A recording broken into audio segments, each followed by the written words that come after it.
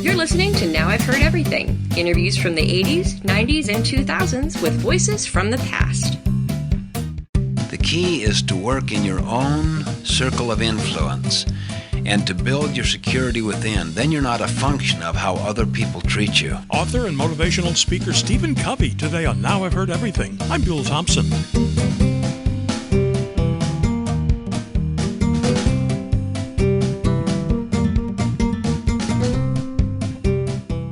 Well, let's face it, most self-help books are a dime a dozen. Get a better job, have a happy marriage, raise smart kids. Well, so when one comes along that does all those things for people, it catches fire. Drawing heavily on principles he learned as a lifelong Mormon, Stephen Covey, in 1989, published a book called The 7 Habits of Highly Effective People. And it caught fire. It became huge. It has since sold over 20 million copies worldwide. It spawned a little industry of its own. More books, tapes, videos, public appearances. I think there was even a calendar once. And finally, in 1996, Time magazine named Stephen Covey one of the 25 most influential people. So today, let's go back to where it all started. I interviewed Stephen Covey when his book first came out. So here now, from 1989, Stephen Covey. Let me ask you for a couple of definitions first. What is, by your definition, a habit? A habit is kind of a behavior pattern. It may be a mental behavior pattern, like a mental habit or a physical habit, but it's essentially a combination of skill, how to do something, and knowledge, what to do, and desire, or want to do. When they overlap, you've got a habit. Of course, now you can have bad habits as well as good. You're talking about 7 good habits. That's right. Effective habits, highly effective habits. Which brings me to my next question. What is, in your definition, a highly effective person? Highly effective person would be someone who not only gets what they want, but they continue to get it. For instance, let's say that you want to have a happy marriage. So you would not only be able to have happiness now, but a continuing relationship. Or let's say you want a clean house. So you want the clean house, but you also want your kids to clean it cheerfully without being reminded. So effectiveness is always two sides. The right now, the short term, and the continuation over the long haul of that same kind of result. Yet it's so easy. The temptation is there. If you've got something good going, you've stumbled on, perhaps by accident, something that works. Just beat the heck out of it. Drain it dry. A lot of people do, like a machine, They just keep on running that baby night and day, and soon it's worn out and it can't produce tomorrow.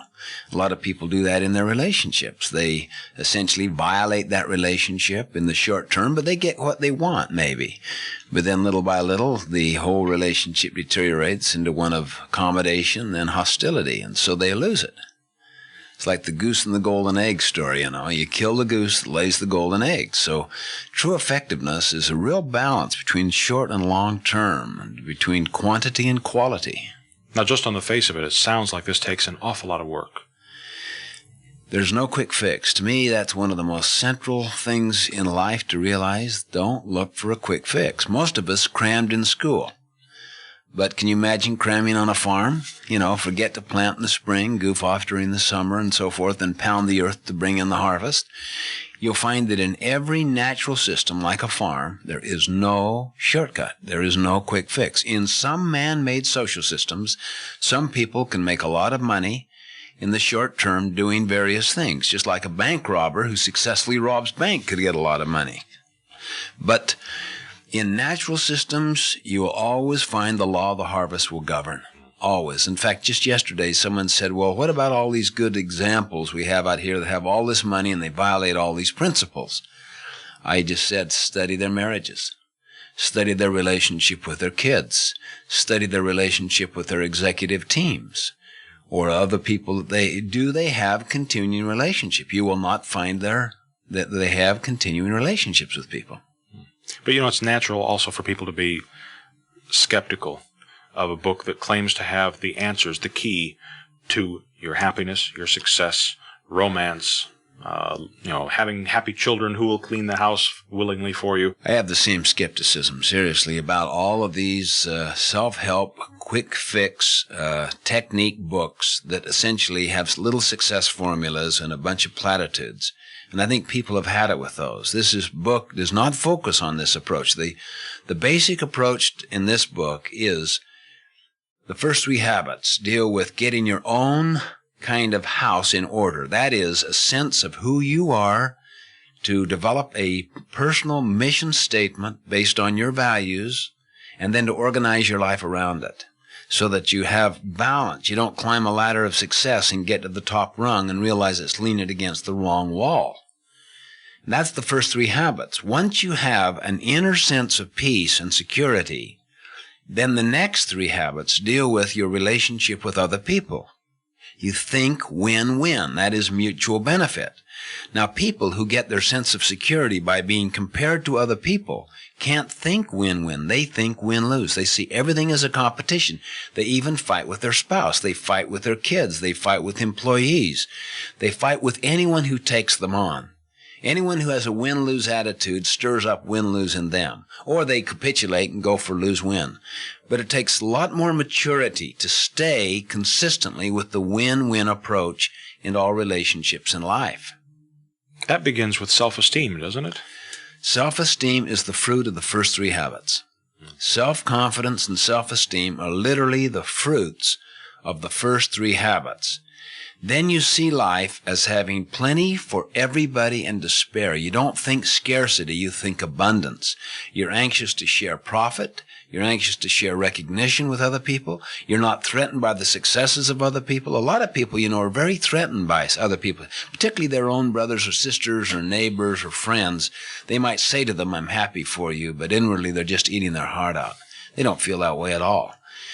To develop an abundance mentality, or the self-esteem, the self-confidence from within, enables you to feel a tremendous affirmation of other people, and you're happy for their successes instead of resentful. As Wayne Dyer says, you'll see it when you believe it. Yeah, that's true, that you have to see the fruits of this thing, and that's why there's no quick fix. Once a person gets their life in alignment with their values, seriously, they start to experience this inner strength and peace. And most people's lives, I won't say most people, but many people's lives are totally disheveled, and families are dysfunctional, and they're experiencing so much pain, and they're always looking for some gimmick or technique or quick fix. I think that if they can just emotionally accept there just isn't a quick fix. I've got to work on the inside out. Start with myself, where I am, my own circle of influence, and then try to improve that, and little by little, with patience and persistence, it'll start to pay tremendous dividends. I heard Phil Donahue ask this question once, and I've adopted it as my own. What made you so smart? Where did you come up with all the answers? Well, I'm not so smart. I have attempted to study essentially highly effective people for about 25 years, and I've been doing a lot of work in various organizations around the country. So I've kind of summarized or distilled what these people are like. I've also tried to practice it myself so that it is really integrated inside me. I don't always succeed at it, but I'm continually trying.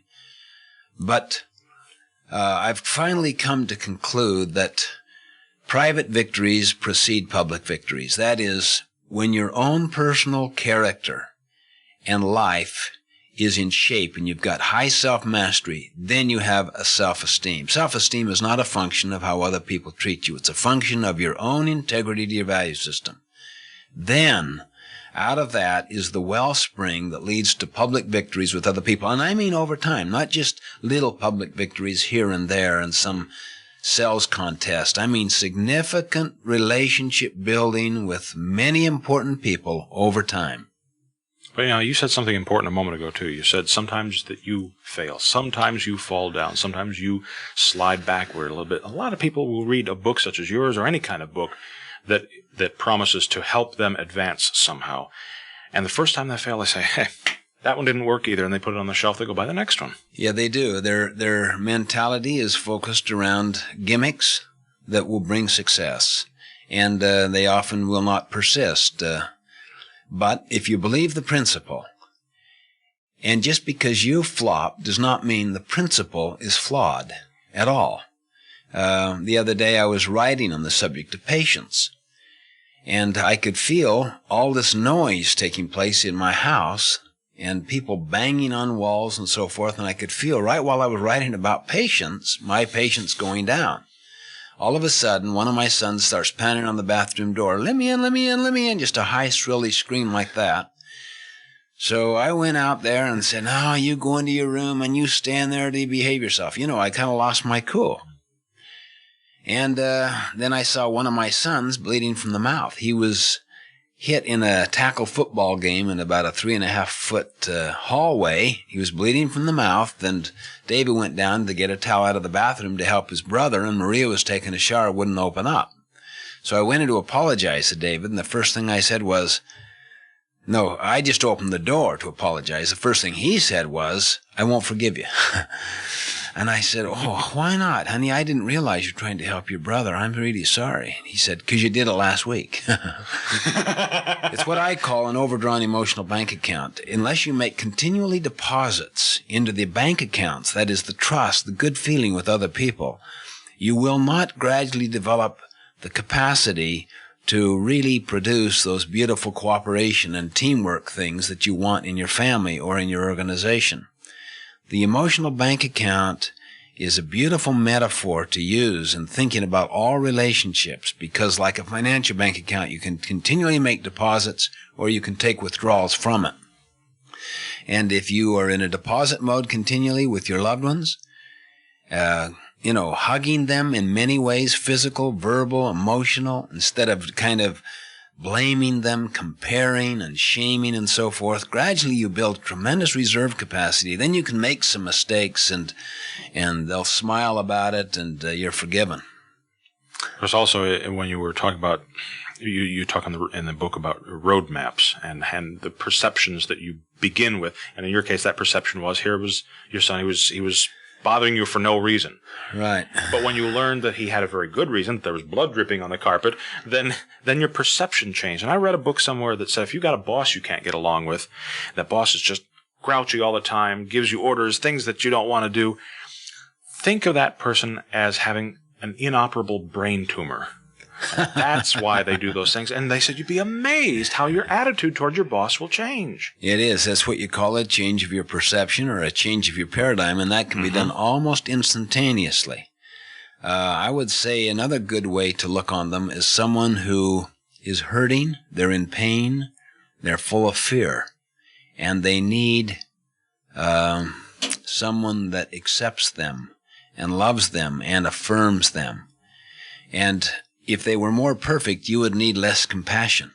You would need less patience. So it's an opportunity for you to cultivate more of the character strengths to show that kind of affirmation and love toward them. Yeah, it's hard, I guess, to feel sorry for a boss who, they knew what the risks were of the job when they took the job. They knew there would be high pressure. Well, I think that we should never make other people's behavior the thing that kind of controls us. Otherwise, you build your emotional life on their weaknesses, see, and you give away your own personal power, and you empower their weaknesses to continue to mess your life up. The key is to work in your own circle of influence and to build your security within. Then you're not a function of how other people treat you. And in a sense, it's like carrying your own weather with you inside, rather than relying upon the outside social environment to affirm what you want. Now, most people don't do this. In fact, that's the essence of the first habit, is that your life is a product of your values and your own decisions, not a product of your conditions at all. Don't empower other people's weaknesses to mess your life up. What length of time should a person take to read this book? Well, I think it's the kind of book that you should kind of study over a period of time and teach someone else, involve someone else, like a loved one or a friend who would have an interest, involve them and have them discuss it, and then apply. At the end of each chapter are application exercises. For instance, our family mission statement reads like this: the mission of our family is to create a nurturing place, of order, truth, love, happiness, and relaxation, and to provide opportunity for each person to become responsibly independent and effectively interdependent in order to serve worthy purposes in society. Now, that is only an example of a mission statement. People need to develop their own, and every family situation is different. Some people have a very broken, dysfunctional family. Well, they can start with their own personal mission statement. People can start wherever they want to try to get a clarified sense of what their life is about and the principles upon which they want to base it. And if they will live by that over time, they'll be amazed at the personal power, the peace, and the integrity it gives them. I would just, if I were to give a key essence to it, I believe that private victories always precede public victories. When people do not win publicly, that is, in their relationships with others, look to the personal life, the private life, as the first place to go to work on. Like Henry David Thoreau put it, for every 1,000 hacking at the leaves of evil, there is one striking at the root. The root usually lies inside our own heart and mind. So if we work from the inside out, I think we're on the key to becoming really effective with other people.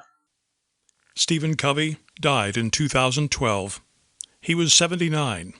Now, you can get a copy of Stephen Covey's book, The 7 Habits of Highly Effective People, by simply tapping on the link in our show notes or by going to our website, heardeverything.com.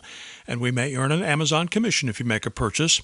And while you're at heardeverything.com, if you need more motivation, listen to my 1991 interview with Tony Robbins. In our society, we're asleep. We have forgotten what we're capable of. We've forgotten what we can really achieve as people. We've bought into a vision of our life that is so far below who we really are, it's a joke. And my 2004 conversation with personal finance guru Susie Orman. What happens to your money affects your life. Think twice before you trust some financial advisor who makes a living off of what you do with your money. And as always, we post new episodes of Now I've Heard Everything every Monday, Wednesday, and Friday. And you know where you can find us, everywhere you listen to podcasts. And thank you so much for listening. Next time on Now I've Heard Everything, all political commentators are controversial. I guess that's the nature, but we'll revisit one of my interviews with one of the most controversial, my 2011 conversation with Ann Coulter. It's a peculiar way liberals talk. Conservatives are far less prone to the sloganeering and the talking points. What the Tea Partiers, by and large, are doing is reading the Constitution and talking about the Constitution. That's next time on Now I've Heard Everything. I'm Bill Thompson.